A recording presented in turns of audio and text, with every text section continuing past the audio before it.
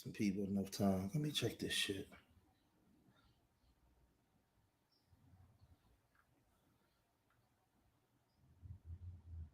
Yep, sure was. Some people enough time to come up in there. Oh man.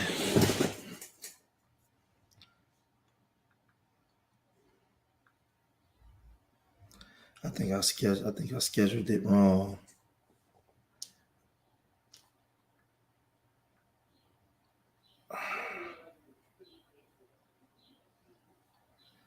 Peace to the people coming in. I want to um I want to have a conversation. I want to have a conversation this morning about casual sex in the Black community. I did 2 videos on it. I want to do a stream. I want to make this stream about casual sex, and I want to also get into rating. Oh yeah, hold on for a second, y'all. I want to give enough time for some people to come in. I think I timed this thing wrong, put the wrong time in. All right. I want to get into Jalen Randle, the young brother that was shot by police down in Houston, and the body cam footage came out. He was shot into the back of the neck. I want to actually deal with that. So I want to deal with 2 things in my live stream this morning. I'm gonna probably be live for about an hour and go over this. I want to just I know it's Sunday morning. We coming into noon East Coast time, so I want to give a couple people some time to really come in, and then I'm gonna go in. I'm gonna actually go in on what it is that I'm talking about when dealing with casual sex in the Black community, and something that's not talked about. And when you look at these statistics, a lot of these statistics are based around college kids and what's going on college campuses that don't apply to the Black community. And I want to tie, what's up, Black Larry? I want to tie this casual sex thing in to, hey, Shantae, I want to tie this casual sex thing into Black YouTube and the Black community, and something that's not being talked about, and why a lot of these YouTubers are playing the Black community for money, and they're choosing sides. And I've listened to so many of them, and certain groups only deal with one side of the equation. They deal with one side of the group. It's either pro man or hold on one second, yeah. Hold on one second.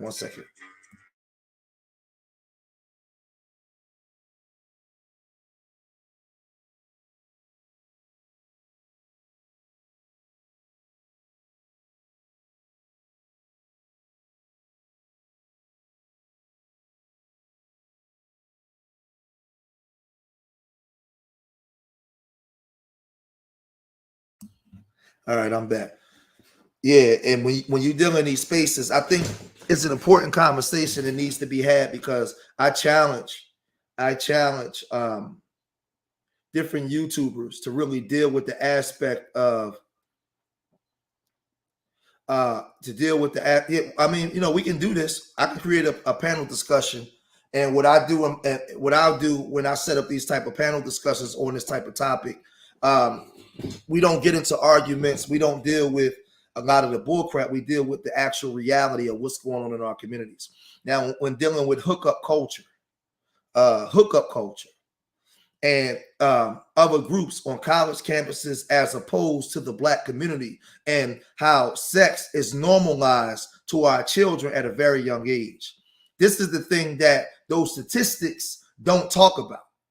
When you got little Black boys having babies, or having 2 and 3 babies before they're 18 years old, and we get on, or little Black girls having 3 and 4 babies before 18 years old, and we get on here and we criticize and we jump all over and we point fingers and we get at everybody, but nobody's dealing with the aspect of how the normalization of sex in the Black community.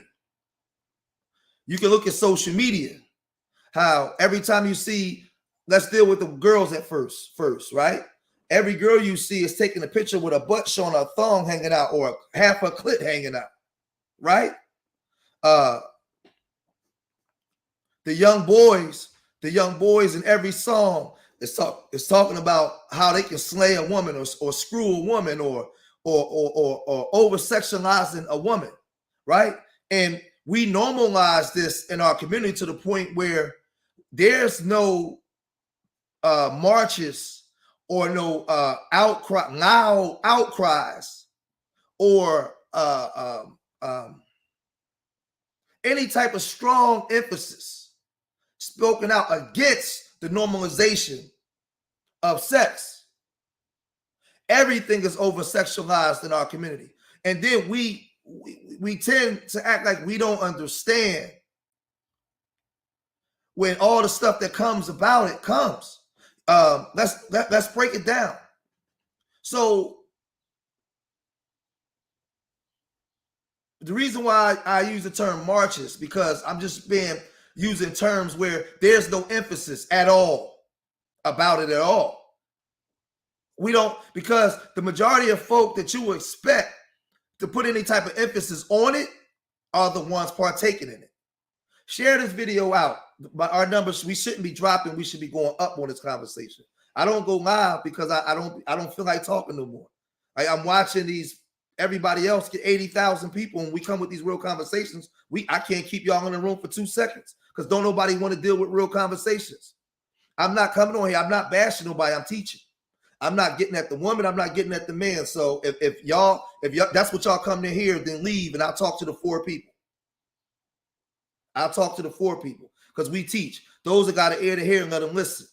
I want to build a community of people that understand accountability and what it takes to fix our community. So like I said, I'm not bashing black men. I'm not bashing black women. I'm going to teach here today. And I'm going to get into what actually goes down in the black community. In the black community. And what you're seeing is let's tackle it from this angle. When we were young in school and growing up, for the most part, young boys don't have access to sex.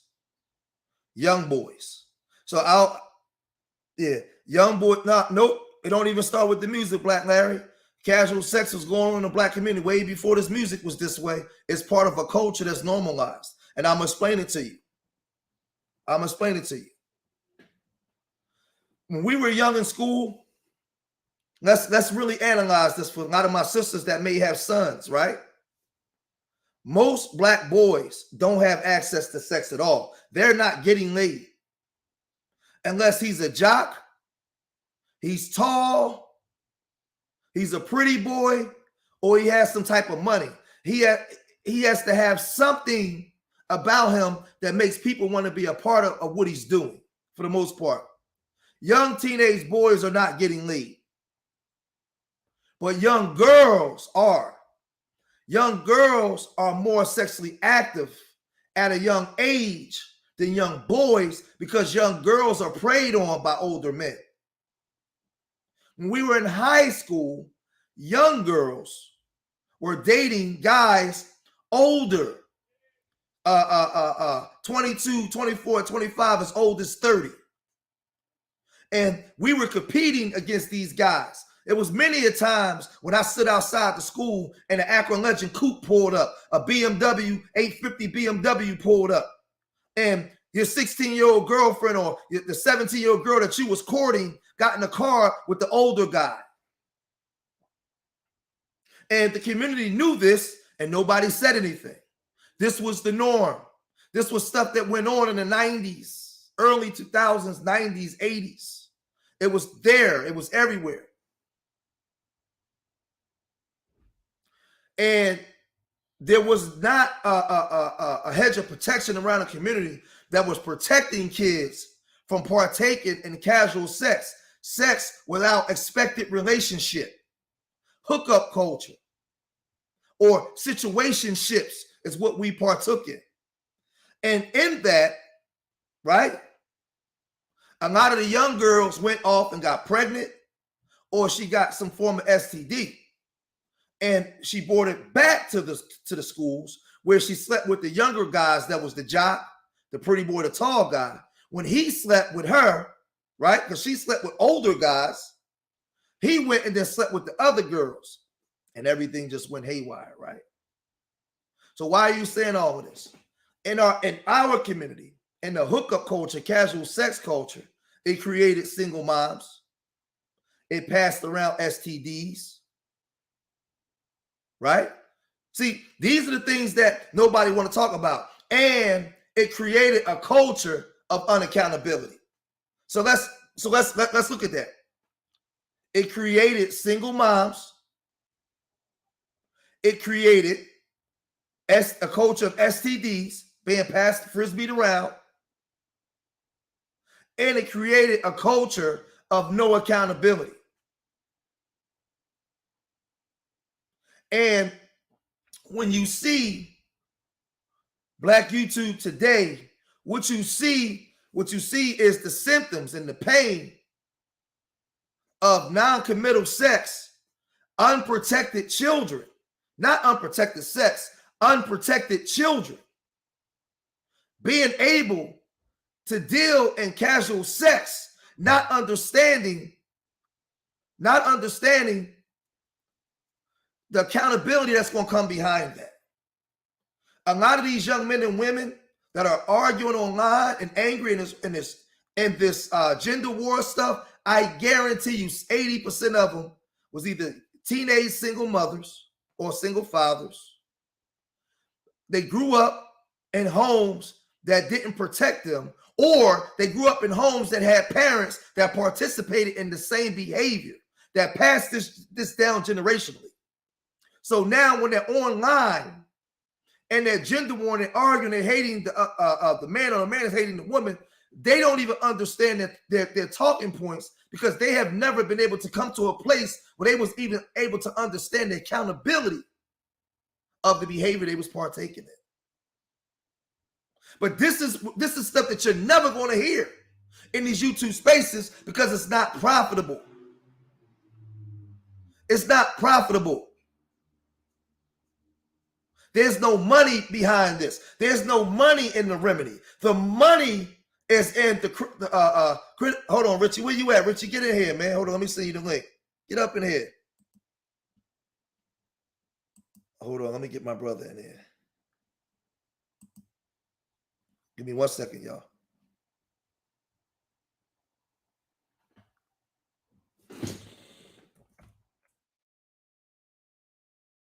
Hell. Hold on for a second.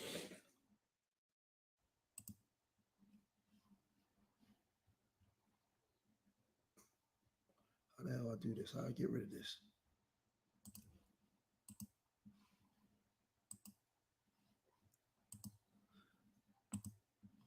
All right, hold on. Hold on.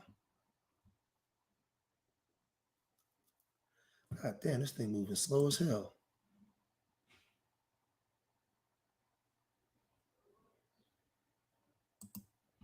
Hold on. Why won't let me send it? Give me a second. I'm trying to send this link out.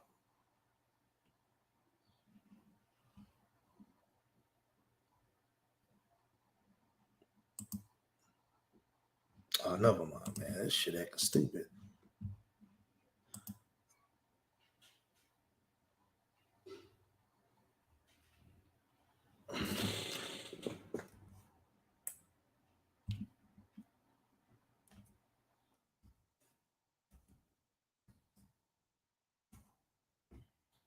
It won't let me send it for some reason. I don't know. All right, hold on. I'll come back. I'll come back to that.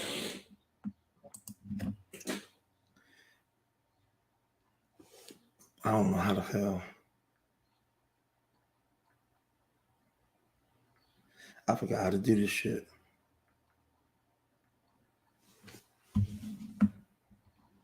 Yeah, but let me finish. I was trying to. I don't know why it's not letting me send the link. Rich, I'm trying to send you the link. It won't let me share it before I share my screen. Hold on.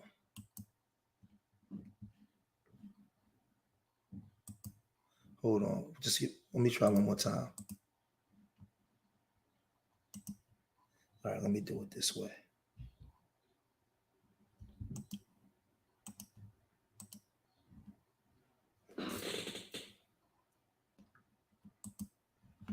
All right, do it like this. Here I come, y'all. I'm sorry.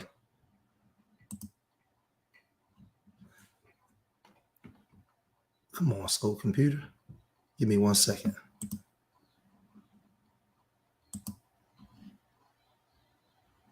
Come on.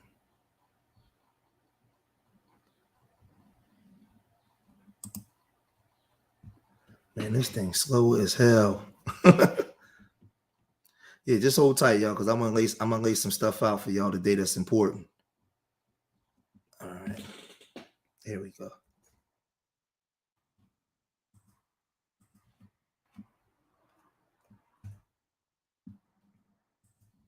There you go, Richie. I just sent the link. All right. Richie, I just sent the link.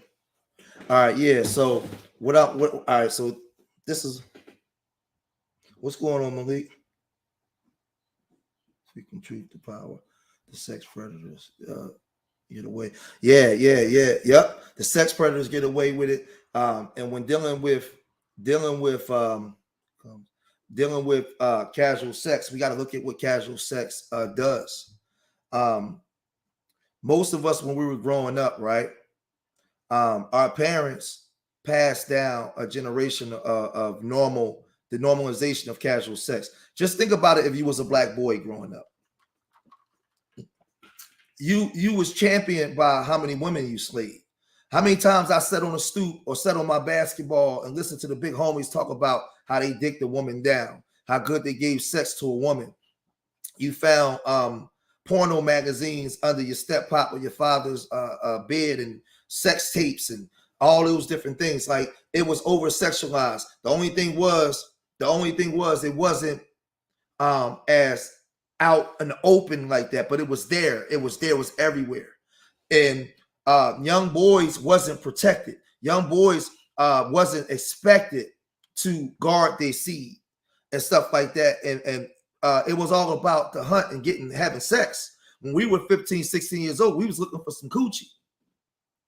That's what we was taught. Let's be honest. And the thing is, most people are not telling the truth. Then dealing with the girls, it was the same thing.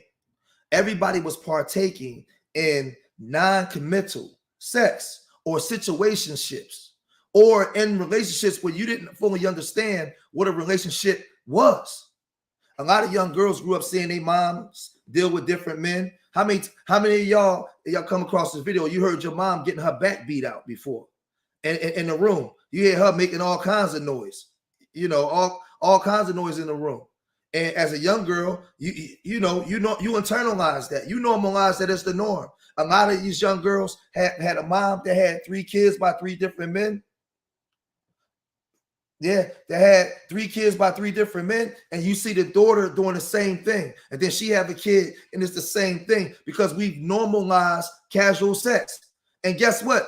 You can't even get to the point of these conversations without somebody wanting to tear your head off, because you start going into somebody's wheelhouse of really telling the truth, and they don't want to deal with this kind of stuff because they don't want to deal with the accountability. They don't want to deal with the accountability that come with this. They don't want to deal with the aspect of,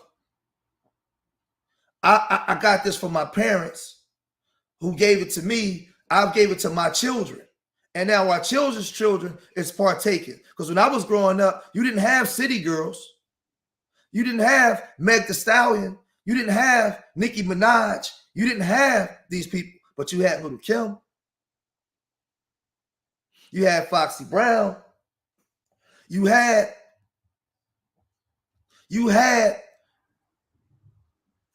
can I just be honest if we talking? You had Akinelli, Put It In Your Mouth. You had Luke, Don't Stop, Get It.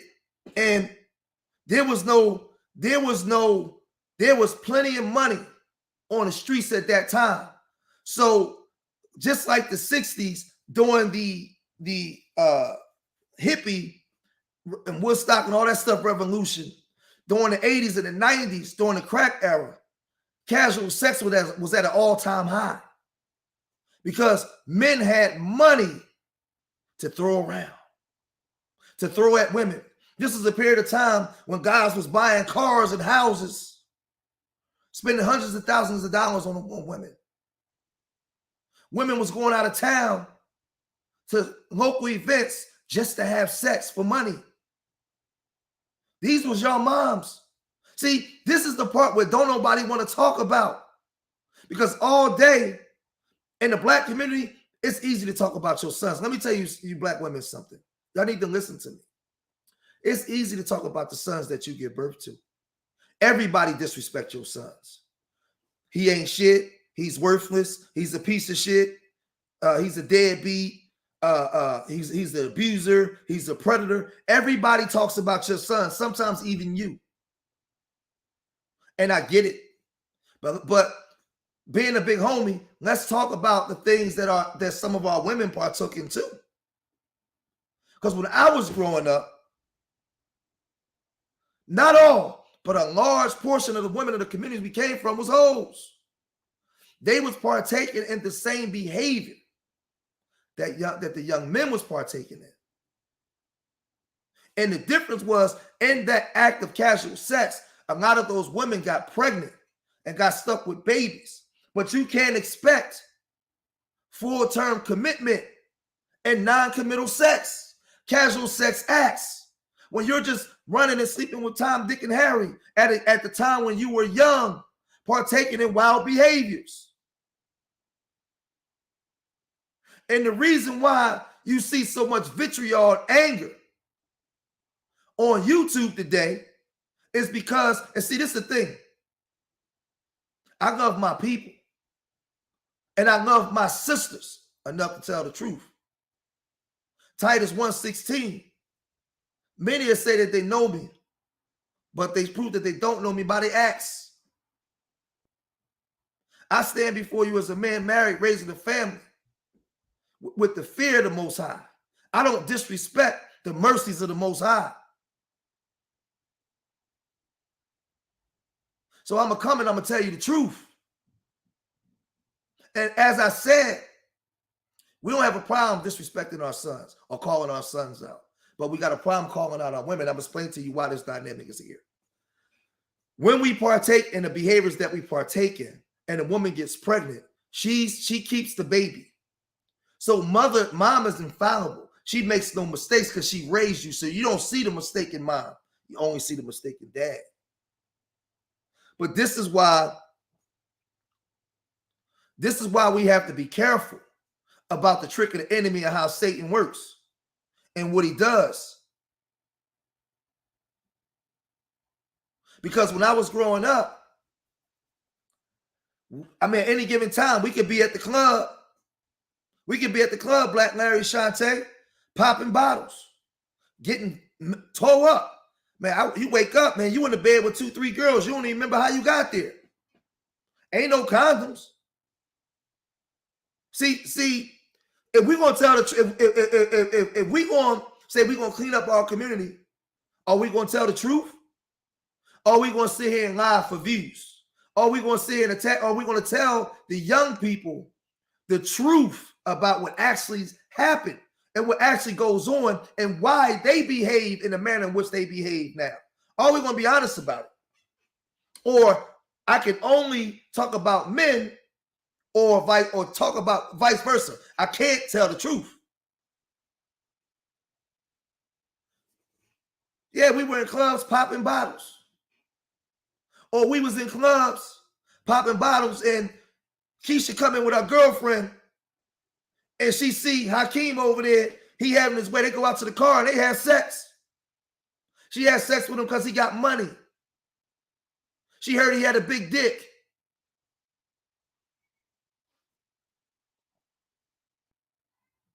This is the stuff that was going on. Your daddies was running around slinging ding-a-ling from AC to KC, Nebraska to Alaska. All cross-country ding-a-ling he was slinging. Without a care in the world of family. We was taught to seek and get coochie. We wasn't thinking about building families. Or a dude might have one girlfriend, but he was sleeping with 15 other women. This was normalized in the community.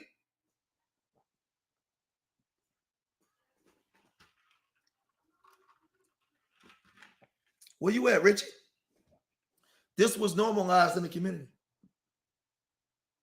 And I challenge other YouTubers to really tell the truth without getting to a space where you get to the blame game and you start beating up on each other. Because then what you're doing is you're not edifying the children.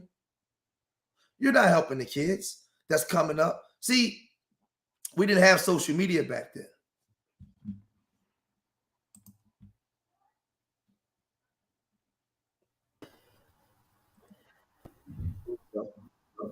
Peace, brother. What's going on, brother? Everything, Chris? Yeah, and we didn't have social media back then. And I got my brother Richie from the UK. And even if you go back to our era, you go back to the reggae part of it. So you had the hip hop aspect, right? And see, in these conversations, Richie, we'll never keep a full house. It's impossible. They run, they come in and they leave. Because what this has to happen is what I've noticed, something you told me, Richie, a while ago. In this conversation, somebody will come in, you'll start talking about everything that they do. They can't stay because then they got to say, well, damn, that is my life. I don't want to talk about that. I'd rather criticize the sister. I'd rather criticize the brother. George, you talking about stuff I was doing and how I became a single mom or why I got 3 kids and I'm in child support and I done made a living criticizing black women, but I never told everybody how I was slinging ding-a-ling all over the place. And why I made those, when I was making those 3 babies, I had a wife. This is the part that nobody, this is the part that be the joke in it. Or, well, I didn't have a wife. I wasn't slinging. Watch this, Richie. Or they'll say, well, I didn't have a wife, George. I wasn't slinging coochie. I got pregnant when I was 16 because my boyfriend, well, watch this. And they'll say it as if that's okay. Who told you that having sex at 16 was the norm? That was supposed to be normal. Yeah. And just think about it, Richie. When we were 16, Richie, over there where you were at, how many people was having sex at 16? A lot. A whole lot, right? It was normal. And we were doing what we saw the big homies and people before us do, right? Facts. Well, how come, Richie, from your perspective, everybody wants to criticize, but nobody wants to deal with the normalization of casual sex? Why? Bro, it's too much self-reflection. You know this. You know the real work takes real reflection of self. So that's why these subject matters are never popular. Because the moment you start talking, as you said, people's got to self-reflect now. People's got to recognize themselves in the words that's coming out. And that's an uncomfortable situation to be in for all of us. You know, it's been uncomfortable for us to get to this point of doing shows and talking about our life. And, you know, we didn't just drop into this position, but that's the problem with this work. It requires real black reflection. And that's a hard motherfucking thing to do. It's funny. It's funny because when I look at these spaces and I'm listening and I'm like, yo, you can't be serious. Look at social media. I mean, hookup culture. They talk about flying out. How many young women or men come in these spaces and talk trash, but then go have sex? It's Memorial Day weekend. How many people having sex Memorial Day weekend right now? And they in situationships, not relationships. They in situationships. How many is a young girl bent over right now having sex with a guy that she should not be having sex with at all? At all. He's done nothing to earn the right to be between her legs. Nothing. But it's happening. And this is the part where I say casual sex and no accountability. Because when you're partaking in these kind of acts, it develops a sense of insecurity. It develops a sense of lack of accountability. It's happening right now. There's a young guy right now on the phone, online, looking for some coochie. And there's going to be an available coochie there for him to have. And this is the thing what I talk about. When dealing with casual sex, Richie, I'll ask you this. Richie, what is the expectations of, in the communities that we come from, Richie, what is the expectations of a young black man? None. They're on the floor. They have no expectations of us other than to fail, flop, and run away from responsibility. So Facts. if we know that in our community, for the most part, the expectations of a young man is minuscule, it's very low. Richie, we talk about this all the time. We know that a young black man is more dangerous to his community than a young black woman, right? We know this. And the reason why I say this, because the young black man has something between his legs that can either build a community or destroy it, because men are builders and destroyers. Facts. And if that's not cultivated, if see, we go, let's still, Richie, look, let's, because we know we've been doing this for years. For people that may not have saw us for a while, let's deal with the young black man first before we come to the girl. The young black boy, from the time he exits the womb, he has to be trained how to be a man. Trained up to understand what manhood is. You don't wait till he's 16 to teach him. He has to be, when he's young and he's playing with his little penis, trying to figure out what it is. And the mom is like, why are you playing with stuff? The dad's supposed to be there to explain, okay, he's looking at that, he's feeling himself. He's starting to, he don't know what it is, but he's discovering himself, right? Most of all, boys, because they're not raised up or trained in manhood, they're discovering themselves at 16, 17. And the act of them discovering themselves, they're running from women to women to women. They're just searching because they get that feeling down there. And they don't understand what it is. And all they seeking is relief. They haven't had male leadership or guidance in front of them, teaching them what that is and how they should protect it. So when he doesn't have those provisions, he will be destructive of anything that come in his path. And what happens is when you have girls who are not protected, protection, direction, and correction, and she doesn't have the ability of discernment of even know how to select a man, or even knowing what a womanhood is and what her role is to a man. When she gets that tingling down there, you'll start to see her dress more promiscuous. You'll start to see her post pictures online because now she's looking for a ding-a-ling because she's getting that feeling down there. So now you have the young girl and the young boy. They both getting that feeling down there. At any given time, you can drive by a school and you'll see two 15-year-olds under a tree hugged up on each other. He grabbing her ass. They kissing each other because they're both dealing with those feelings down there. And neither one of them have ever been protected by their parents to teach them what not to do. They was told not to do, but they was never taught. Go ahead, Richie.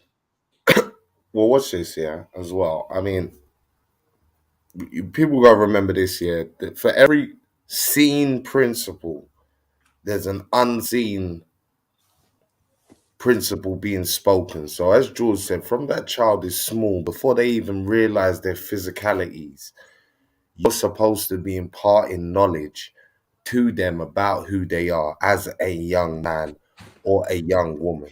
So by the time those physical attributes are starting to be expressed and reflect those unseen principles that you've been talking to your child about, this is where the balance hopefully should come up. Because the truth of it is, I see the sister saying, listen, in my opinion, that's an excuse, and you know what? Biological pull, chemistry pull, the pull of puberty, all those things, they're real things. They're real things. And as George said, when there's no guidance beforehand, when there's no talk of who you are as a male or as a female before the time of puberty and through that time, as George said, then it just turns into one big experiment. It turns into one big experiment of just trying to negate or create feelings inside of yourself that you don't have no idea about the end results, the connective tissue. Yeah. So again, there has to be this early instruction, or else you're already rolling the dice by the time you're 12. Yeah. Because, I don't know about Jordan. I was having sex when I was 12, 13. Yeah, That's when I lost my virginity, and it was to an older chick. I didn't have sex till I was, I think, 15, about to turn 16, because I was in jail all my juvenile life. So I started late, but all my friends started when you started. I started Yeah. late because I wasn't on the street. And it And was with a 70-year-old girl that I lost my virginity to at that yeah, age. So that in itself, now that I look back, is a madness in of itself. Because again, even though she's a young person, it's abuse, it's child abuse of child abuse, so real child quick, abuse. real quick, Rich, everybody's watching this. Share the video out so we can try to get more people in here. Share it out. I want to deal with what Sister Yaya said. The feelings are normal. They're just not taught how to handle those feelings, right? And that's why I said it's not cultivated. It's not. It's not protected. Like a father's job is protection, direction, and correction, and a mother's job also is protection, direction, correction within the confines of the home. So the thing is, when that little girl is starting to get that feeling down there, feeling herself, and all those type of things, that's when mom is supposed to come in. Mom is supposed to recognize that. The problem that we have is let me just say it, like, because I ain't gonna hold back. I'm just gonna say what it is, man. A lot of you women out here, that's my age. A lot of y'all was former hoes. Y'all know when y'all daughters are starting to get that feeling and get out there, because y'all experienced it. And a lot of these mothers are allowing this stuff to go on in our communities without really getting at their daughters in the manner in which they should. But what I've noticed is the reason why they're allowing it, Richie, because they don't know how to stop it. Because a lot of those mothers actually partook in the same behaviors that their daughters are partaking in now. And the fathers, a lot of fathers, watch this, let's deal with the fathers. A lot of fathers are actually encouraging the behavior with their sons. I see it all the time. I hear so many times, I hear fathers say, man, if I found out an older woman or the teacher was screwing my son, I'd be like, hell yeah, son. And I try to get some. If I found out that the teacher was screwing my son, I want that bitch prosecuted. I wanted to go to jail. I don't want you to touch my son. Number one, I want to know. I want to know why you want to touch my 14-year-old son.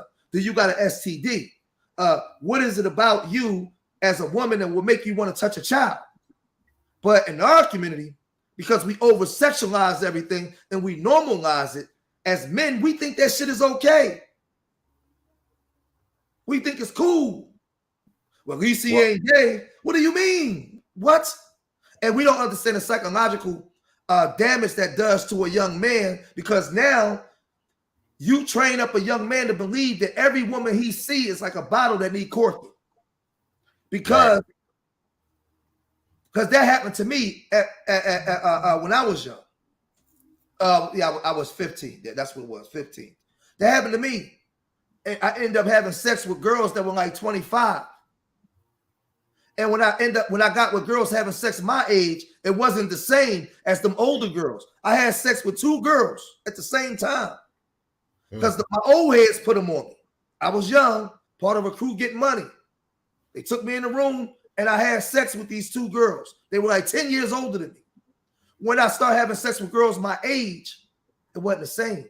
And I found myself being overly aggressive and probably real nasty to the girls my age that wasn't ready for that because of the sexual stuff I was having with those older women.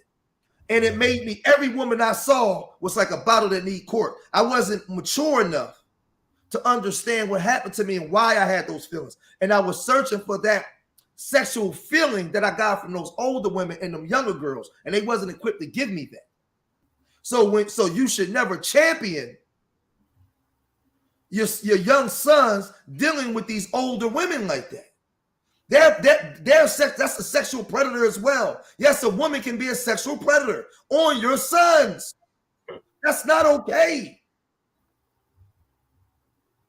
And this is the part. Immaturity is everywhere. Sexual immaturity is everywhere. It's not just a male thing. It's not just a female thing. Sexual immaturity is a real thing. And if there's no preparation work given, Yeah, and the key part, as George said, is you're ashamed. As a parent, you don't want to talk to your child because straight away you're gonna have to or should be talking about your own personal experiences. Because that's the easiest way to teach, positive or negative. You sit down and you tell your child, listen, I know about this because I went through it.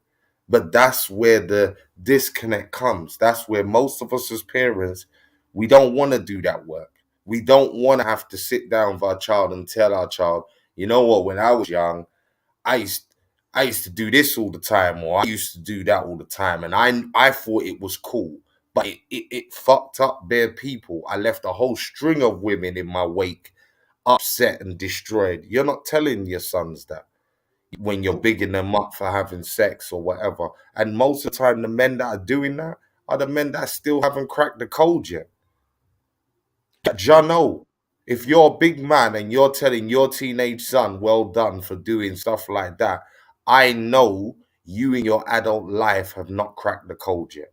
The same way, if you as a big woman are not talking to your daughter correctly at these key terms, then I know more than likely, as a big person, you have not cracked the code yet of relationships and respect and love for yourself to the fullest extent. That's why you have a problem talking to your child, because most of you, if we start off this conversation by saying, do you love your kids?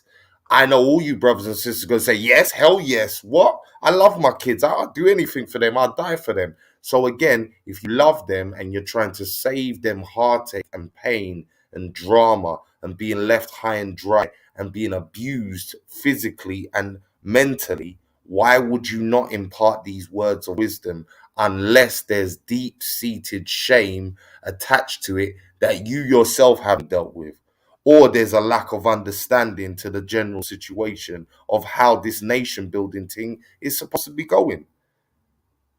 Man, Come to you, George. it's funny because you can sit back and you can see it. You can sit back and you can see it. That this is the thing, right? And why I laid it out this way before I shared the screen. You can't build a nation. You can't even come together in groups and work together until you deal with this casual sex thing.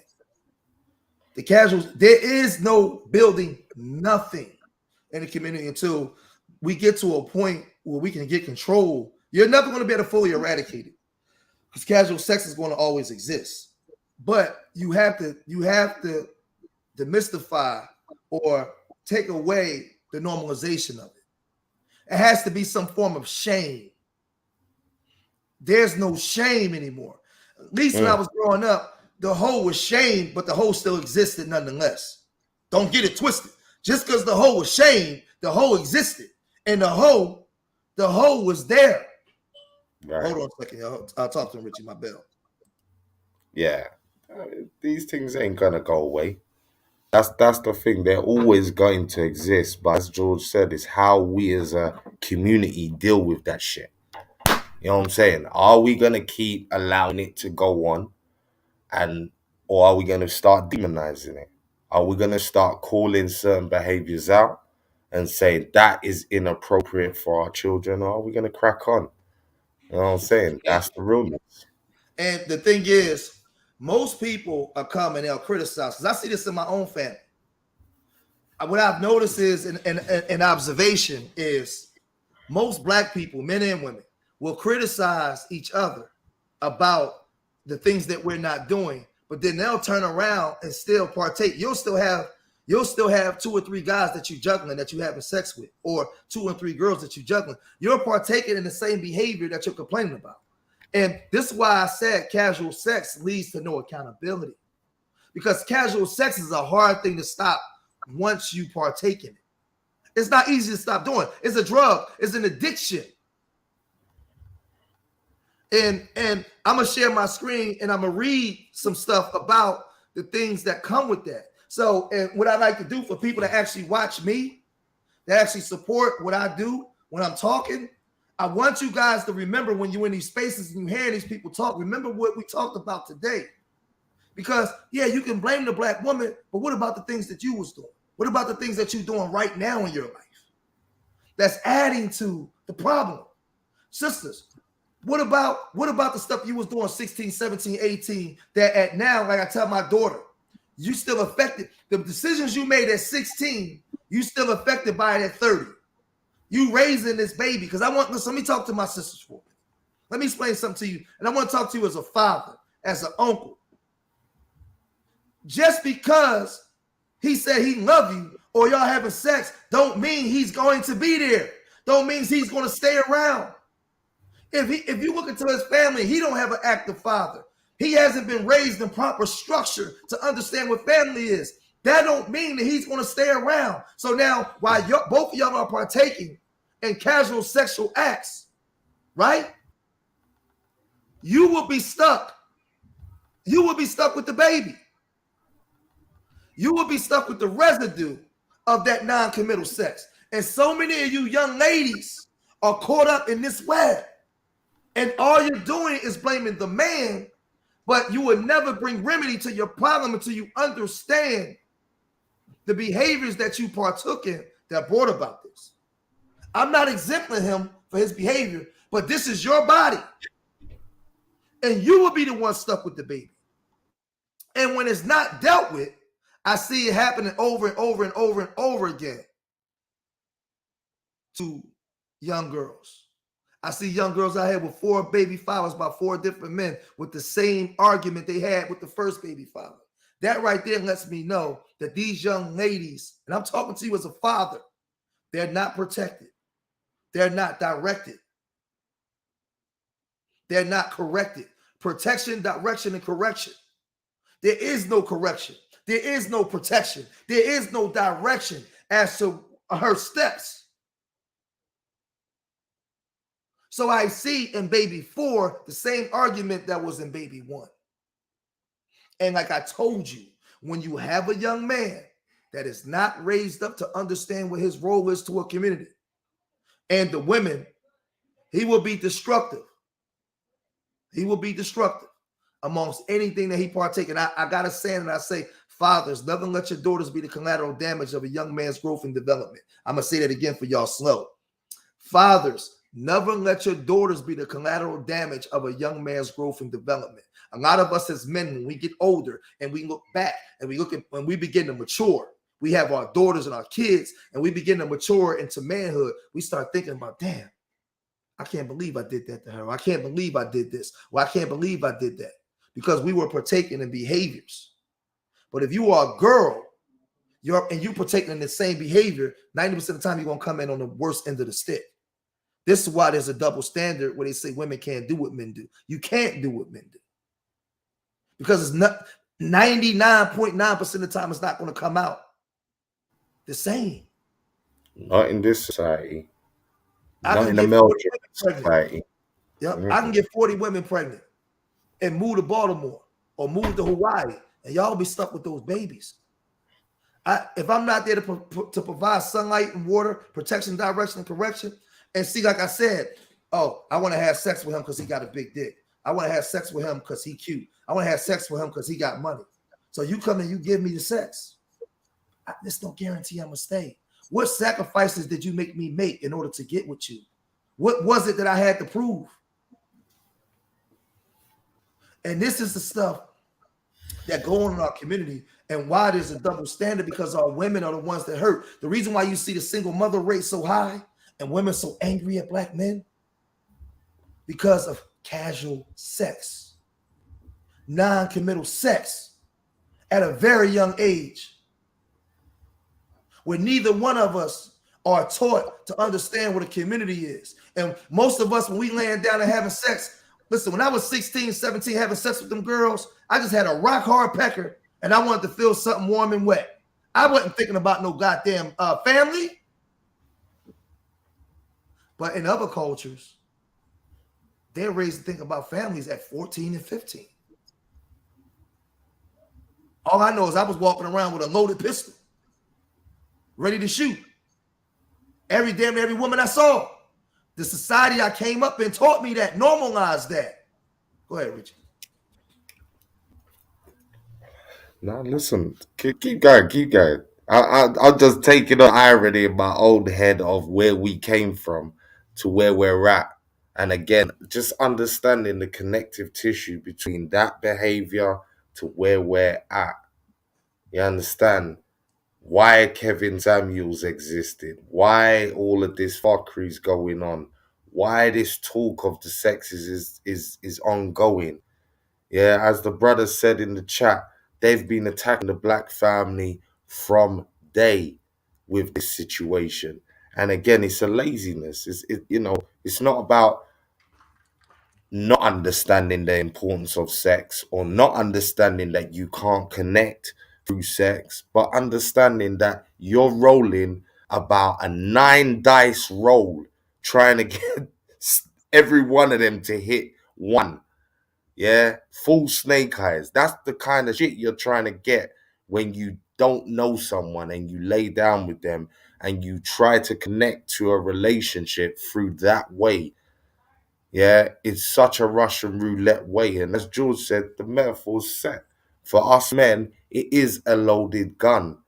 Yeah, trust me, on one hand, it can protect, preserve, and promote the nation, or it can really put a bullet in the head of any future plans for the nation. You know what I'm saying? It's a real deep thing. And it's something, again, it starts from so early. You get me? It starts from early. I saw a sister talk about it starting from kindergarten. You're right. You're right, because we enact what we see as children. When I was in nursery, I'm 4. I got a little girl, Sarah, never forget her. Love playing Wendy house. Always got me in the house. I'm her little husband. She's making the food. Then come the end of the night, we've got to get in the bed together, innit? And we've got to lay down and she's got to kiss me up and she's got to hug me. And it's only now as an adult when I'm thinking about it and I'm seeing the preciseness of her play and how she promoted that, how much programming our children have already going through them just from watching us. Just from watching us. And we think they're not even on that level yet to be taking on these situations, but they're already watching. Come I'm to gonna say, George. I'm gonna say something. I'm gonna say this. I'm gonna say this, and I know, and because this is not being said in these YouTube spaces, and I've been here for years. Men and women in these aspects are not equal. And Richie, you know this as a man. We don't look at women the same way we view ourselves. If in terms of sex and relationships, if I looked at my wife the way I view myself, I would never have a wife.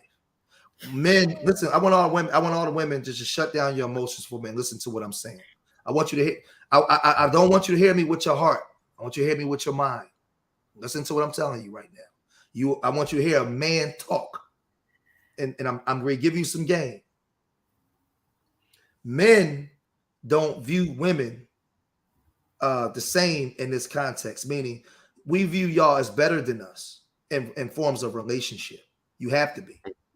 Because if you thought the way I thought or partook in behaviors the way I do, then you will be a hoe to us.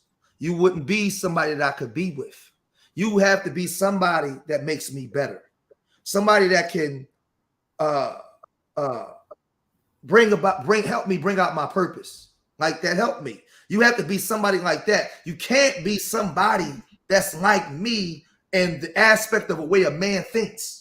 That's why that term act like what's it? Act like a man or act like a what's that term? Like that bullshit they had that was lying to women, man. Think like a man, or think something, whatever that shit was. Y'all put it in the chat. I know what you're trying to say. I remember it. And the thing is, I'm not saying that when women do what men do, but a man has to have an idea in his mind that his woman is morally on a higher moral standard than him when it comes to sex and nurturing. And when we don't think that way, but see, it has nothing to see. That's what I'm saying. Let's get out of the emotions. I'm not dealing with fair and not fair. This is the problem with a lot of our women today. Like I said, if y'all want to hear what I'm saying, I'm not dealing in what's fair. I'm dealing in reality. We're not dealing in fair because there's things that I can say on the man's side that's not fair too. What I'm doing is I'm teaching something. I want y'all to listen. Our thing is to fix this community. And I'm telling you the way men are trained up to think, because most men are raised by their mothers. And they look for the best of a woman. This is why a lot of times when a man finds out his woman's cheating, he's less to forgive or he's angry, because in his mind, his woman is the greatest thing. His woman is not like those women. He holds his woman to a higher standard than he holds himself in the form of relationship. I didn't say it whether it was fair. I'm telling you the way men think. Hold on for a second, y'all. Hold on. There's a statement here that gives me joke when I hear it. Men make all the important decisions in the house, so but women decide what's important. Yeah, so let me say that again. Men make all the important decisions in the house, but women decide what's important. You understand? That's where we're kind of coming from. And again, that's a statement that was said to me as a joke kind of thing. But if you listen to it, men make all the important decisions, but women decide what's important. Yeah, so and it Wait, goes hold to what on. Listen, this is what I'm saying. You have to stop. Stop saying what men need to do. Listen to what I'm saying. A man is teaching right now. This is the problem with a lot of our women. You have to stop.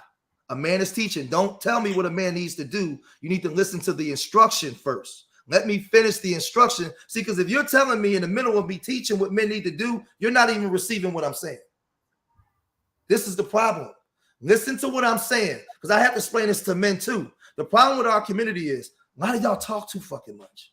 Sometimes we got to shut up and listen to when the teacher is teaching, so that way we can get a full grasp for why it's being said before a response. Because if you're responding while a person is teaching, you're not fully taking in or understanding where we're coming from.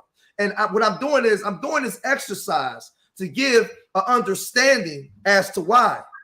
So I don't want to go back and forth. I want y'all to listen. That's all I'm saying. Don't tell another man what a man should do. Listen to what the man is telling you. So that way you can understand, because this is the thing. Me saying that they need to reprogram, I already said all that before we started. We already talked about that before I got into this. So that don't even need to be said. I'm teaching why the community is this way. And this is the problem with some of y'all. Y'all don't know how to listen. That's why I said take the emotion out and listen to what I'm saying. So again, I'm not gonna say it again. What I'm saying is this: I'm telling you the way your boys are trained up to think. See, because in our communities, we need Hosea 4:6, period. All of us need to be reprogrammed if we want to.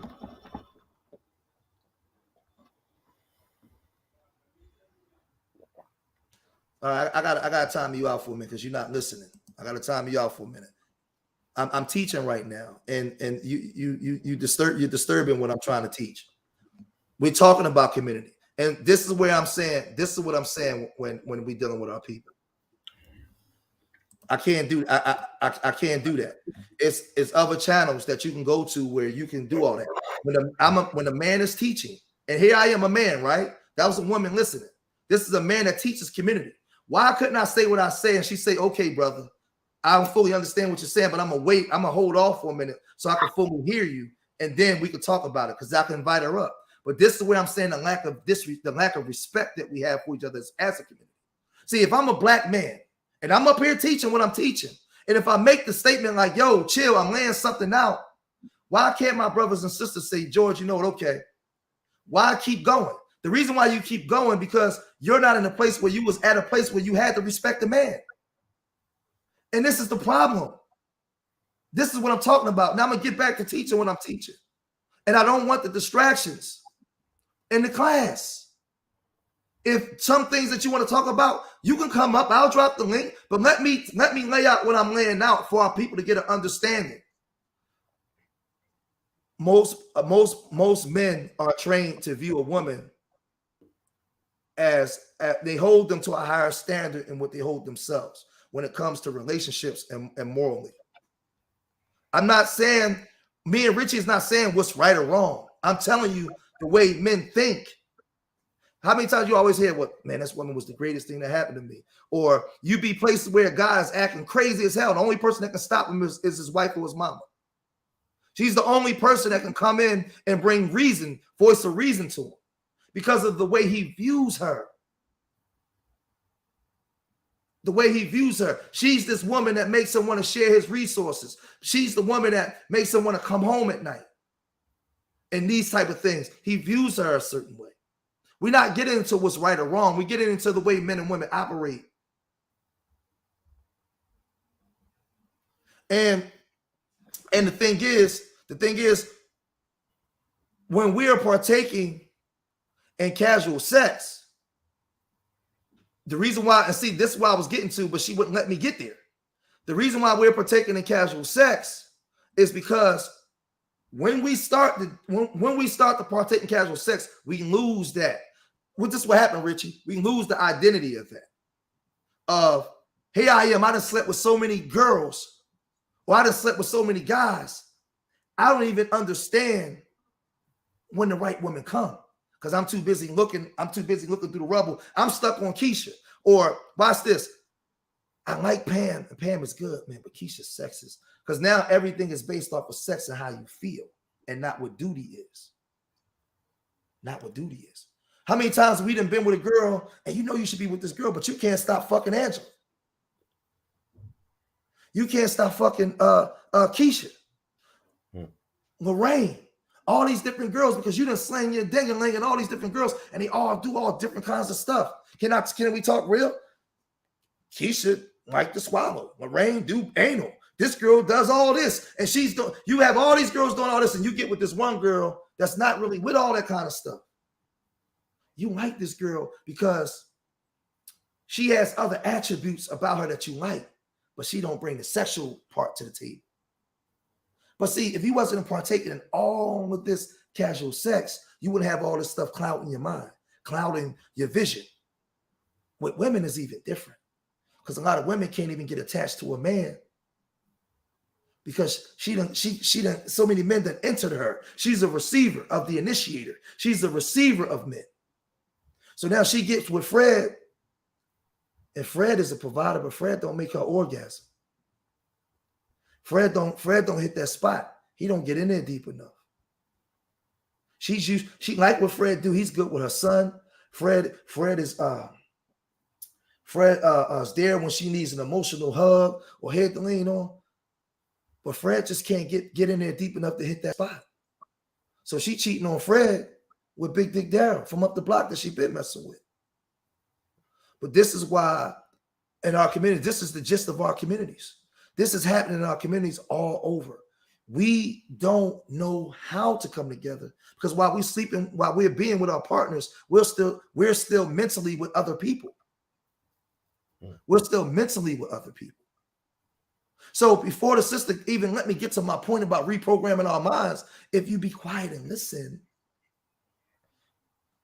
of course our minds have to be reprogrammed. But our minds have to be reprogrammed from the programming we had from the start. From the start.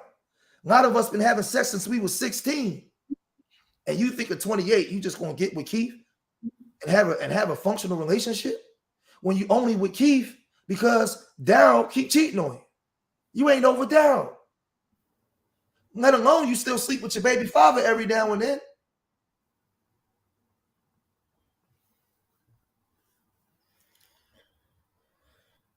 I mean, this is the stuff that don't nobody like to talk about, and why you get the problems. And when I speak this way, and I say, let's take the emotions out, because we get to a point where now what happens is what the sister tried to do was create a narrative of a discussion out inside the discussion that's being had, and a lot of times y'all don't even know that that's actually disrespectful.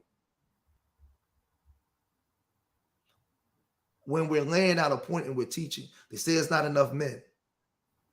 But it's not about, this whole conversation is about community-based. Casual sex leads to suicide in the Black community, molestation in the Black community, single motherhood in the Black community, economic ramifications in the black community, uh, uh, absent fathers in the black communities, HIV in the black communities, all kinds of STDs in the black community. This is what casual sex and non-committal sex lead to. So when they put, we got to teach them to transfer change the way they're thinking. That comment don't even need to be said because the whole conversation is based off the way of thinking. But I'm telling you that in relationships, men view women, the way women view men and the way men view women are different. It's not the same. So no, you're not going to never be able to change that. It's just black male as male nature and female nature. Women look for men for different reasons than what men look for women for. You're not going to be able to ever change that. We're not the same. We're not the same. Our sex drives are not the same. That's why you can only get pregnant once a year, but I can make 50 babies in 1 year, 100 babies in 1 year. My sex drive is different from yours. My mindset on the way I view sex is different from yours. I'm wired and biologically wired different. So of course we're not going to think the same. So the way I view you, when I bring you on as my woman, I'm going to put you on a stature up here, because of the ability you have the ability to give when I'm raised right, you have the ability to give birth to my purpose. I put my purpose in you, you give birth to it. We walk in it together. So I'm going to hold you at a higher standard than even myself, and I'm even going to die for you. I'm going to give my life for you. I'm going to work all the days of my life, and all the money I make when I die, I'm going to leave it to you and the family because you are my purpose. I died to self now, and I live to my purpose. So I'm going to always hold you to a higher standard than I hold my stuff, because my life now is predicated on the purpose that we're walking in. Most of y'all don't get this, don't understand what I'm saying, because most of y'all never been in fully committed relationships with a young man that understood what his purpose was towards women. Most people ain't even seen it growing up, bro. Let's just keep that real. It's obscure. And that's where it's not a hate thing, because you can't do what you've never seen. And that's the problem for a lot of us. We've never seen it. We never saw it from our parents. We never really saw it from our parents. Maybe by the time you was born, one of your grandparents was dead anyway. But that's most of the time the problem. We've never witnessed it. Yeah, so when we're talking it, it's words without value. But the key element that I think keeps getting missed over, and George said it, and Con saying it, we're not the same, but there are key parts of black male experience that activate key parts of the black woman experience, and they feed into each other at key times, but they're not the same. There's activities, there's mind states that need to be cultivated by black men in order to bring black women to their best place. And the same way black women need to cultivate themselves in certain ways to bring black men to the best place that they can be. This is how it works. This is how true balance works. This is where you feed into one another and you become mates, complementary mates to each other. Not competition, not equals in that sense, because you don't have equal attributes. It's never been that. That's that modern day society shit that they keep putting in your head and telling you about equal this and everything's happening all at the same time in the same way. And as someone said, what is it? Be like a lady, think like a man. All that talk, dead. That's not sustainable. That's part of the problem right there. Certain things got to slow down, yeah, and be looked at. And as George said, on the male side, there's enough shit that is not fair. On the women's side, there's enough shit that's not fair, especially in a dysfunctional society and this dysfunctional backdrop that we're in. I get it. But if you're talking about sustainable, long-lasting, meaningful relationships, then concessions need to be made. Yeah. Yep. again, if you love your woman, these words that, again, when you say them in public arenas, or you got to make a concession to your woman. You're a simp. Shut the fuck up. You're a simp. You can't say that. You're this. You're that. You got you got to be beholden to your man in some way. What are you talking about? You're a fool. How can you do that for your man? And rare, rare, rare, rare. If you have natural love and respect, these words are second nature. Second nature. The actions flow. It doesn't need a conversation. That's the truth of it. But when it's wasted on people that you don't know, you have no true connection with, and you're only drawn to each other through each other's dysfunctions, that's when all of these things become a problem. Yep. I'm Facts. Yeah, I got 27 minutes left, so I want to do this. I want to read this article here. Hookup culture is affecting America's youth, and I want to get into this because this is important. It is, and Richie, you cut it anytime you want. It is desensitizing youth towards actual love and commitment. So casual sex is desensitizing you towards actual love and commitment, and we see that going on now, where fucking nigga gets money, social media. They're not pushing relationships. This casual sex and one night stands are making the country's youth unaware of what actual commitment and relationship mean, as they only look at others for some casual fun and do not even try to explore the other person's personality. We do not have those butterflies in the stomach anymore when we see a hot guy or a hot girl, and do not make any efforts to woo the other person's naturally. Well, they're pushing this because, again, we're in the automation age now. No more industrial age. You don't need families no more. So because you see no more family shows, you see no more family shows on TV. The music has changed. The R&B music of the 90s was about love, sacrifice, and commitment to each other. Now everything is about the individual, and that's part of the agenda. So desensitizing the youth, they don't even slow dance no more. There is no more bringing your aggression down to meet a woman's femininity, and a woman no longer being effeminate, she's being aggressive to meet. So everything is given to you backwards. It is forcing youngsters to bow down to peer pressure and engage in casual sex. Even if someone doesn't want to take the easier way out and actually want to explore their feelings, their friends and colleagues do not allow them to do so. They make fun of the fact that somebody doesn't want to engage in casual sex with a random stranger. And this can have a significant impact on a person's ego and forces them to engage in sex. This is why casual dating apps like Tinder are so popular. This is important because a lot of your kids in school, y'all that's watching, me and Richie got 14-year-old sons.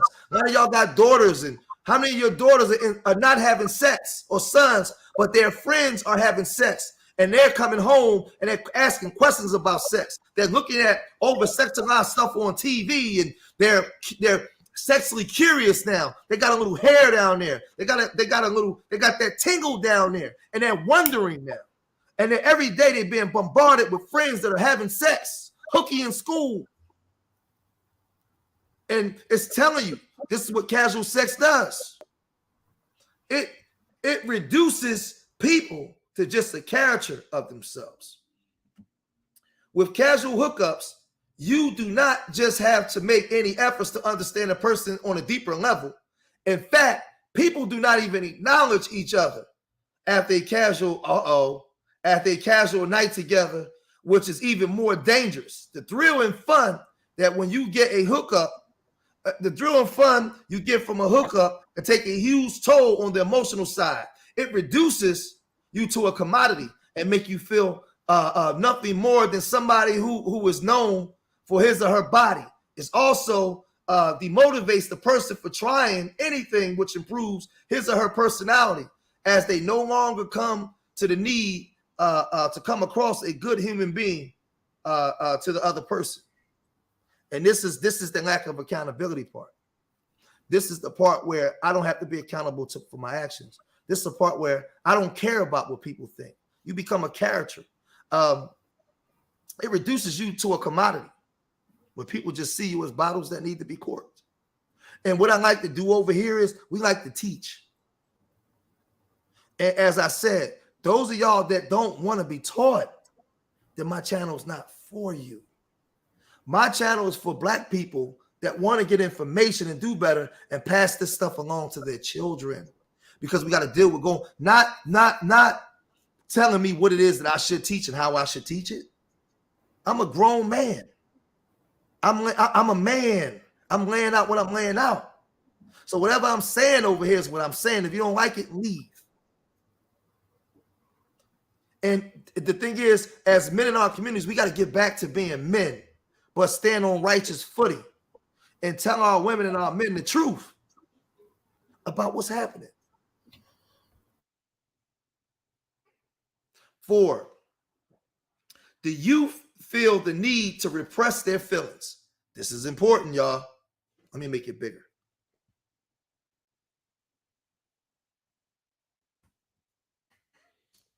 Stupid thing. When you have sex with somebody casually, without any strings attached, it tends to make you feel good for a while, which after which you sink into an emotional roller coaster. The person you just have sex with might linger in your mind for some time, and you might get attracted to him or her, but the pressure of looking cool on modern stops, modern stops you from approaching them again. This even reduces the chances of any relationship blooming out of those casual encounters. I want to deal with it from this way. When you have sex with this person, you might get attached to this person. But what if you and this person have sex and y'all both orgasmed all night? But this guy is used to doing this, and they don't catch feelings the way you do. You have never felt nothing like this before with this girl, this guy, and you want to constantly feel it, but they don't feel the way that you feel. Now you're going around, you angry, you hurt. All you want to do is be with this girl because you caught up in her sexually. You're not caught up in her. There is no mental stimulation. It's only a sexual, physical. We've abandoned any idea of mental stimulation. Walking with a person, talking with a person, learning to laugh and like a person. We just jump right in the bed without a care in the world. And then all the things that come about that. And the dangers with this is a lot of men suppress their feelings for fear of being made fun of. A lot of women espouse their feelings. He did me wrong. He hurt my feelings. He cheated on me. He did this. And then, and a lot of men, they feel the same way that women feel, but they don't want to be clowned by other men, so they don't say anything. This is what goes on. Oh, you a simp. You a sucker. And because a lot of men bottle their stuff in, they end up putting hands on the girl. It kills their self-esteem in more. It kills their self-esteem in more way than one. It makes you feel used. As simple as that. The youth of America are becoming more and more ignorant of their self-esteem, and we gotta deal with that. And worth after going through a series of hookups with partners they don't even know on a first name. Oh my God. They don't even know on a first name basis. It destroys how they actually feel about their personality and body. Listen, the youth are becoming more and more ignorant of their self-esteem and worth. Listen to me very closely. When you saw Kim Kardashian make that sex tape with her sucking and slanging, and you see a lot of black girls begin to do it and normalize that, you became ignorant of your self-esteem, your self-worth. They've normalized and socially engineered you to think that this was okay. Little Kim in the 90s told black women to take it in the ass. And that became, now a lot of black women start banging in the booty. Casual sex became the norm. Nobody cares anymore about their self-respect or self-esteem. I'll take pictures and on there with my guns. I'll take pictures half naked with my clit hanging. You can see my clit piercing, my ass hanging out. I'm jiggling my ass for everybody to see. I don't care. I show my face. I'll even make a sex tape and put it out there. Because casual sex leads to lack of accountability. Oh, yeah, the numbers drop on this part. Keep on dropping. Let it drop to the people that want to hear us. Because we got to start drawing a line in the sand of people that want to get right and do right, and separate from those people that don't want to do right, that know better. Because it's getting to a point where you can't save everybody. Some people downright just don't give a damn.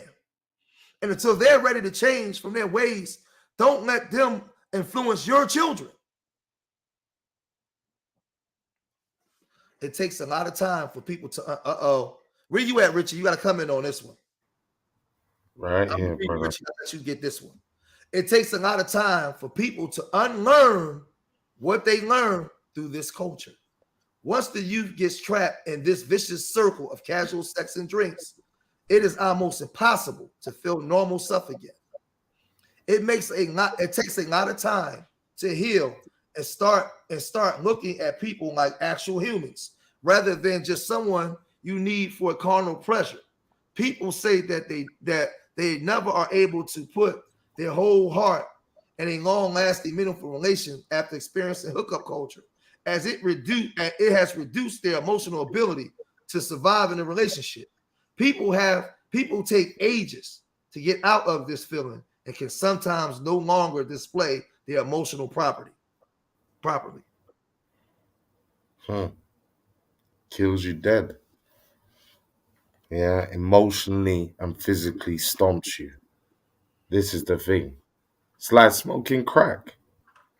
After that first hit, you're chasing that hit forevermore, and it's not coming.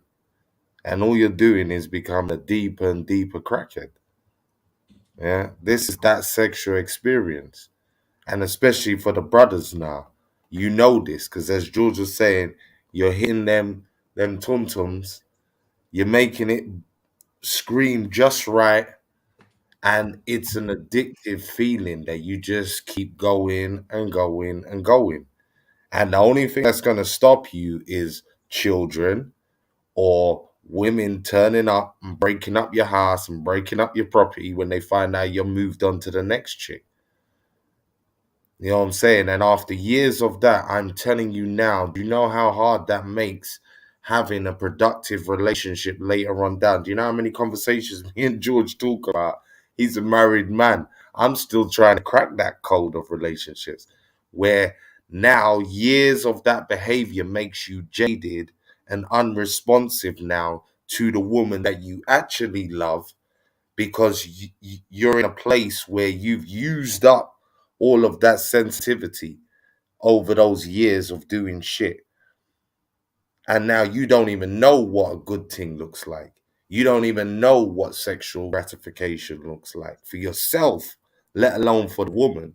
Because as George will always tell you, and I, like if you think that the dick is going to be the be all and end all, you're set for your whole world to get crashed. Because that cannot hold down a woman.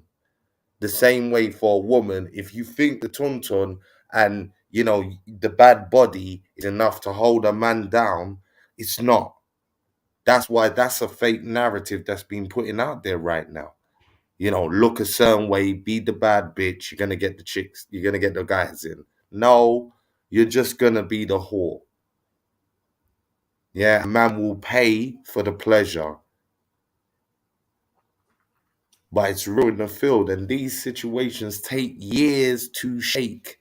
That's why I don't think we're understanding how long it takes to get out of those jaded mind states. Come true, brother. And it says once the youth get strapped into this vicious circle of casual sex. Now let's look at that, right? It almost feels impossible. It's almost impossible to feel your normal self again. It takes a lot of time to heal and start looking like people, heal and start looking at people like normal humans again. Just as rather than someone for carnal pleasure. How many times you see these women and men, they start having sex at 16? Look, Cheryl. Look, Shantae. How many times you hear people say they start having sex at 14, 15, 16, and they still have the same complaints at 35 and 40 that they had in their 20s? Because they still haven't gotten out of the accountability that comes with casual sex. This is what you're never going to hear on you in Black YouTube spaces. Never. People say that they are never able to put their whole heart into a long-lasting, meaningful relationship after experiencing the hookup culture, as it has reduced their emotional ability to survive in a relationship. Because this is the accountability that comes with that behavior. This is the accountability with not being raised with protection and mental discernment, and most men and women don't even know how to pick each other as partners. So you never reevaluated the stuff that you was attracted to. Why are you screwing with this man? What is it about this man that's making you attracted to this man? What is it about this woman that's making it attract? If everything is about a sexual aspect of it, a physicality, and not the mental stimulation, then you are already setting yourself up for destruction. And you will be at 40 and 50 still complaining about what a man ain't doing. And you never took self-reflection about the choices you made, or what a woman ain't doing about these women. But you never ever sit back and took reflection about the choices you made and how you casually made these choices that brought about the demise or brought about these problems. Nobody's talking about this part. Let's go, because I got 11 minutes. It takes the fun out of the whole thing. More often than not, the country's youth actually proclaims that this whole dating culture does not seem as much fun as it did initially. And the whole novelty concept dies down after a while. Yup. You feel trapped in a cycle and there's no way to get out of it without losing your emotional. You feel trapped in the cycle, and there is no way to get out of it without losing your emotional sanity. Black gender war. Black men ain't shit. Abort black male babies. Black gender war. Black women ain't shit. SYSBM. Save yourself from black women. Black women are the cause of the community. You know why? You feel trapped in the cycle, and there's no way to get out without losing your emotional sanity. You have lost your emotional sanity because of years of partaking in casual sex. And when the accountability comes knocking, you are not emotionally equipped to deal with the accountability that comes with the behavior that you was partaking in. And nobody wants to deal with that aspect, because it's easy to point fingers instead of taking self-reflection and saying, this is what I was doing since I was 15 years old. This is the behavior that I was partaking in. This is the behavior offline that I still partake in. But I don't want the responsibility of having to deal with it, because it would have to say that I was wrong. I did something wrong. I was not raised right. So it's easy and it's profitable to come online and create a channel of women saying men ain't shit, or a channel of men saying women ain't shit, and it's profitable to lead a bunch of people down this emotional, insane roller coaster and not giving them the proper food and nutrients they would need to save themselves from this mental destruction. It becomes boring after a while, and people start craving for actual relationships which provide them with love and warmth. Why do you think, whether you like them or not, Kevin Samuels blew up so much? Because a lot of women was calling up, now asking questions. Why do you think a lot of these dating cycles, because a lot of men and women now are trying to clean up their act from a lot of mistakes that was made. From a lot of mistakes that was made. Peace, Brother Jay Shine. From a lot of mistakes that was made. We're in the time. Let me share, because I got a couple minutes.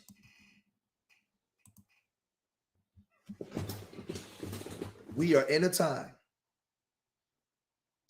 when the normalization of non-families is at an all-time high. They normalizing being a single mom. I done seen women come online and say being a single mom is okay. It's the normalization of single motherhood and is a danger to our community, is a danger to Black women. We are in a place where the Black family is being totally eradicated. They're pushing other LGBT and all these different rights and intertwining them with our struggle. We're in a time where casual sex is just okayed in the households. How many people watching me right now, when they see this video, your son, your 19-year-old son lives in a house with you, with his baby mom, and he got 3 kids by 3 other women, and you okay with it? You don't put no restrictions on him. His father ain't around. How many young girls out here, they live in the house with you, mom? She's on her 3rd baby by the 3rd man. And you're the mother to those children. She's able to go out. She's taking trips to Cancun. She getting BBLs on her body. And you walking around with gray hair, stressed the hell out because all her children is your children. This is what's happening in our communities. The normalization of casual sex, non-committal sex. And nobody wants to be accountable for it because you've been socially engineered to make you believe that this is okay. This is the norm. And when you come into these spaces, all I listen to, I can hear it. I can hear the guys. I can hear the girls. Yeah, you got a boyfriend you sleeping with right now. You giving up the yams. He clapping them cheeks every night. And he ain't provided nothing for you. He just make your toes curl. He make you scream. He got you squirting all over the sheets. But he ain't squirting out no participation and actually taking y'all to a higher level. No. See, I'm gonna speak in a language you understand. I'm gonna speak in vulgar because that's the world we live in. We live in a world today where, man, listen, everything go. Man, Kim Kardashian made that sex tape. All that stuff became popular. Nobody cares no more. There's no shame. There's no hiding anymore. There's no hiding. We don't care the way we're viewed. Everything is casual until you begin to mature, and then you come to places and you're crying and you're whining about the consequences that come with it. And so I'm here to give you forewarning. I'm just giving you forewarning. That's all I'm giving you.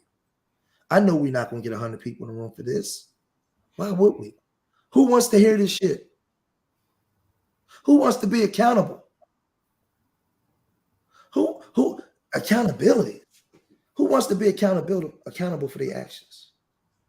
In order for me to be married as long as I've been married, I have to take accountability for me before I even look at my wife, and vice versa.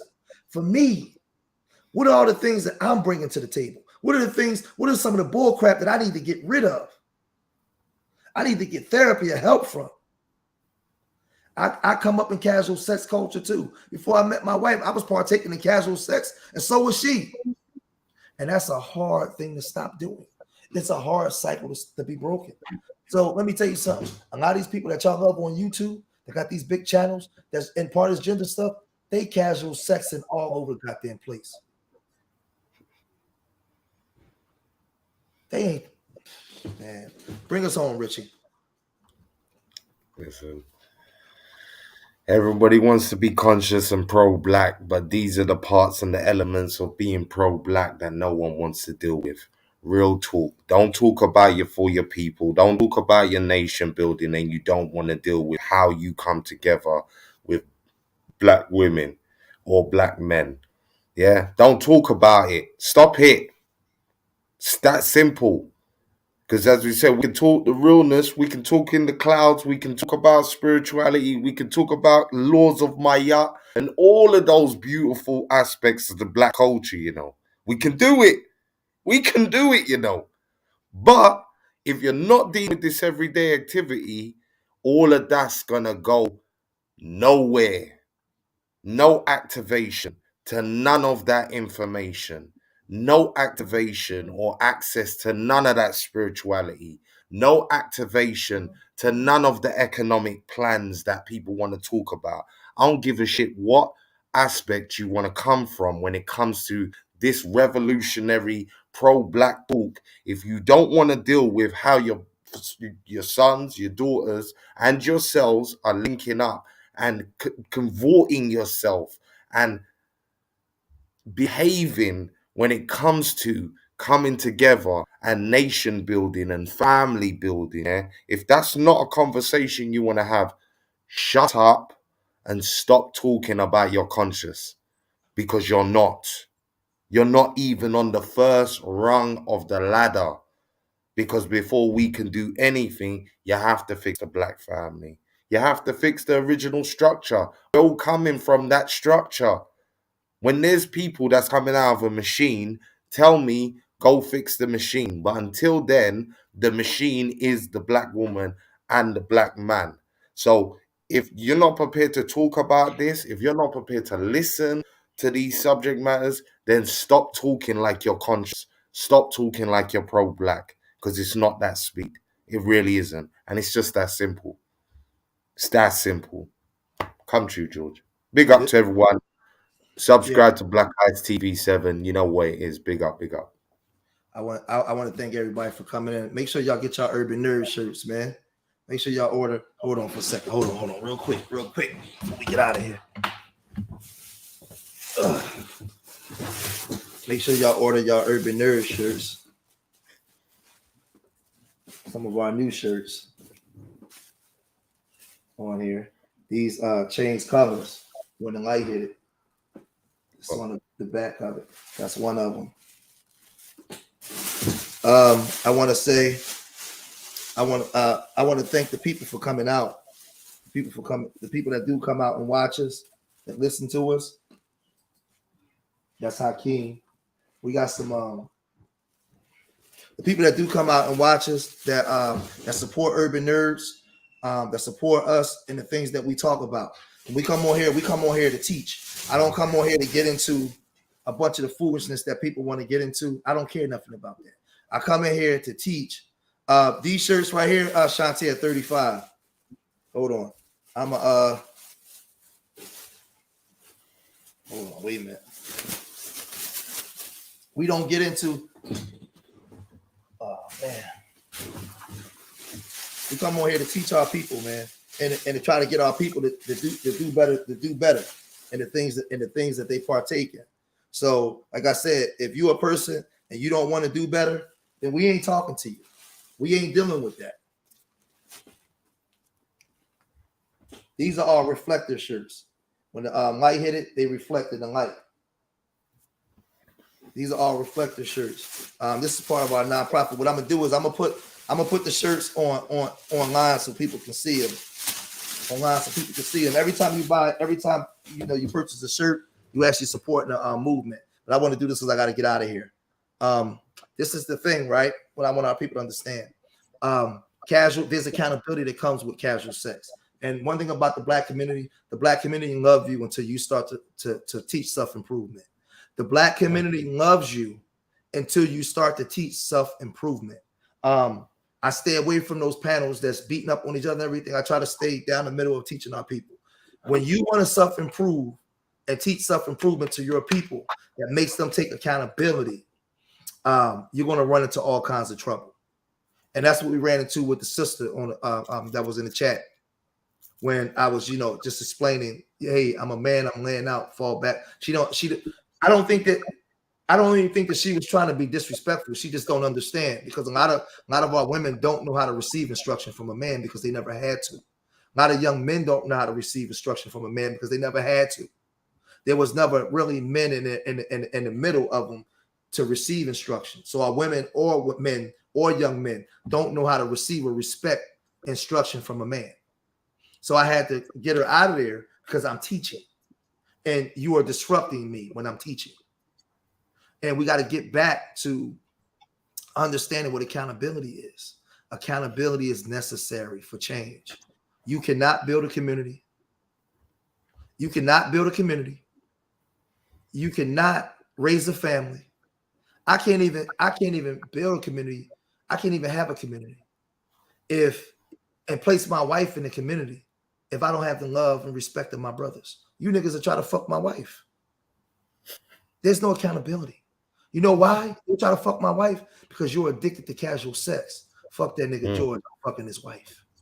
You would try to fuck my wife. I can't even, some of y'all can't even bring your women around certain accomplished men because she might cheat on you because she's addicted to casual sex.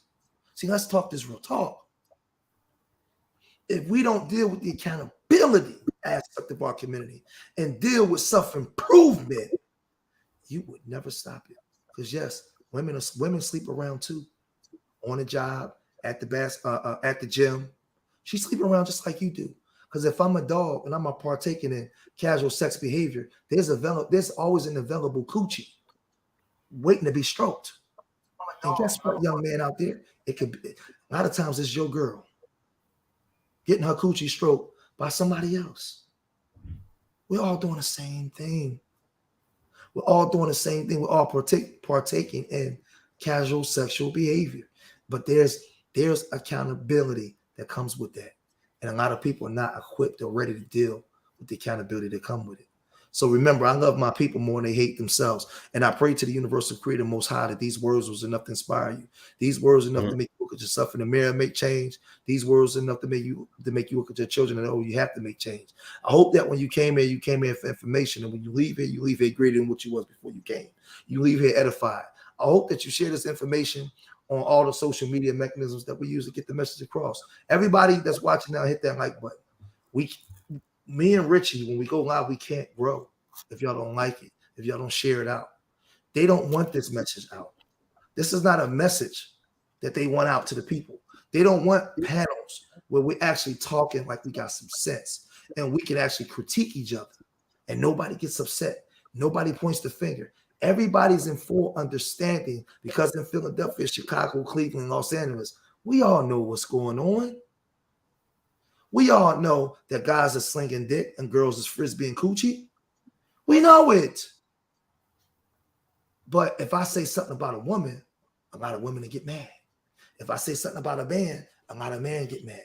I'm not allowed to speak out. That's why that woman came and said, well, you got to tell these men to change their mind. No, I don't. And you don't have to tell me what I should do. What you should be doing is taking instructions.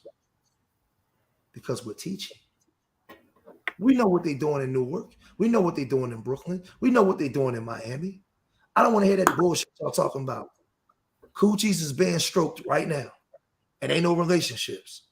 And guess what? She's doing it because she wanted to do it. She wanted to fuck him. He wanted to fuck her. See, I got to say it like that. Right now, there's a girl saying, girl, I'm going to fuck him. She's soliciting the coochie to be flown out. She's on the job, ready to fuck him. I know y'all don't like it. It's tight, but it's right. It's the truth. He's already a hunter-gatherer. He's looking for some coochie to stroke. Right. You know he is, and you present yourself right in front of him. And then when everything go left, it's everybody else's fault. This is what's happening. You dudes are in circles complaining about women all day. And then when I look into your background, nigga, all you do is look for casual sex. But this is what don't nobody want to talk about. What they doing right now in Houston. Slanging and banging, twerking it up. Daisy Dukes everywhere. Cheeks is jiggling. Cheeks is jiggling during the day and they getting clapped at night. She walking around, cheeks jiggling from left to right. 2 o'clock that morning, all you hear is this. That's all you hear. You know why I'm saying it this way? Because this is the language y'all understand. He in there clapping the hell out them goddamn cheeks. And then when he do this to them cheeks and had you shaking all over the bed, he go home to his homies. Watch this. He go out to his homies and be like, man, I just fucked the shit out of Keisha last night. While his nephews are sitting right there listening. Man, he fucked big boy Keisha. Oh my God. This is what's happening. This is how it's passed down in the circle that y'all not thinking. You got your ass jiggling everywhere, nipples hanging, nipples shaking, cheeks jiggling.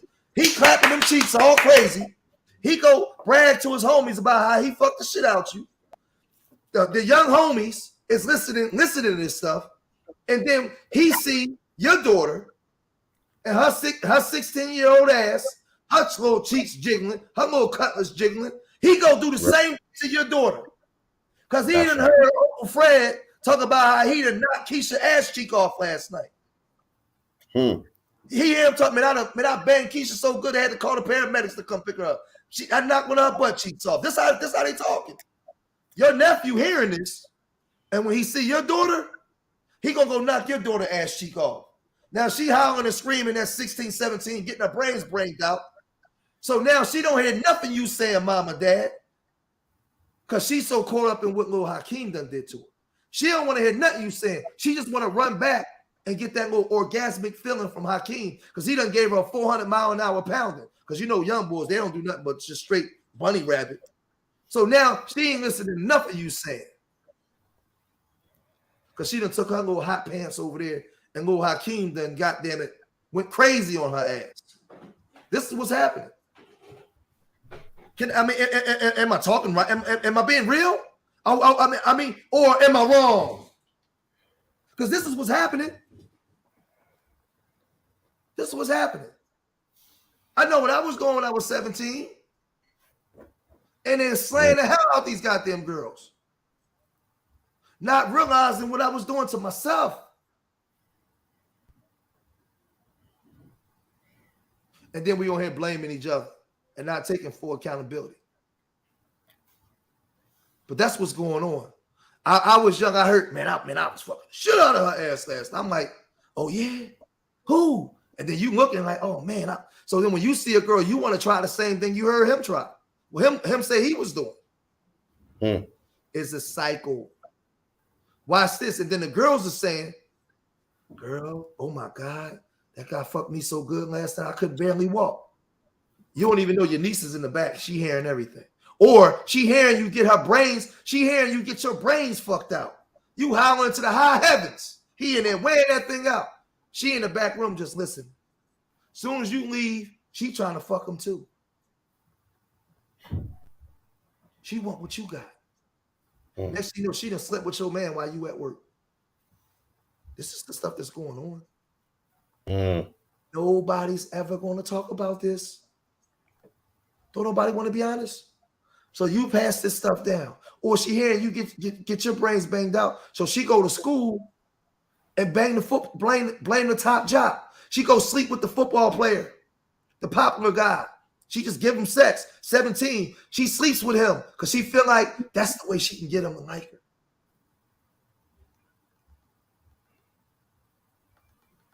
But y'all don't want to hear this.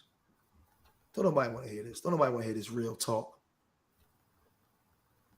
George don't know what the hell he talking about. Who the hell George think he is? Let's dox George. We got to get George the hell up out of here, man. Let's find ways to discredit George. That's what y'all want to do. But we're going to cut this video short. I got to get up out of here, man. I want to thank y'all for tuning in, man. Be careful of the conversations you have. Be careful of the clothes that you wear. It's summertime. I got them little shorts on. No bras. No bras. Wearing them around. And you'd be surprised who's watching you. You'd be surprised who's watching. And I'm not going to PG it. I'm giving it to you. Yeah, that's what you hear at 2 o'clock in the morning. That's what you hear. Straight. And it fucks you up. We've been saying that. She got her cheeks clamped and all that shit. I'm going to leave it just like that. It leads to accountability. Remember, I love y'all. Till the next time. Peace.